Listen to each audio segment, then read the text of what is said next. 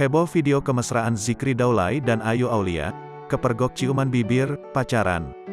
Nama Zikri Daulay kini tengah menjadi buah bibir. Hal itu terjadi setelah video dirinya viral di media sosial. Video tersebut merekam kemesraan Zikri Daulay bersama seorang wanita. Belakangan diketahui wanita itu adalah model Ayu Aulia.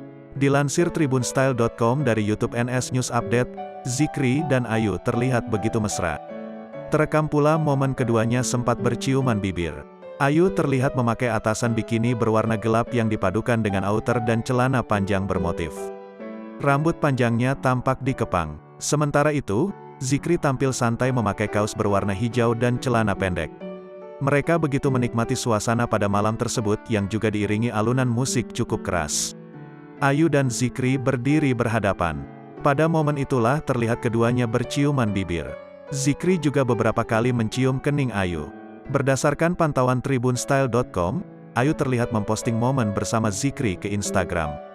Pada foto itu, busana yang dikenakan Ayu dan Zikri sama dengan video yang kini ramai diperbincangkan. Dalam caption postingannya, Ayu mengaku sedang berada di Bali bersama orang-orang baik. Ia menyematkan akun Instagram Zikri dan pebisnis Maharani Kemala. Halo Bali bersama orang-orang baik @zikridaulay1 dan @maharani_kemala. Tulis Ayu seperti dikutip tribunstyle.com dari Instagram, Senin tanggal 3 Januari tahun 2021.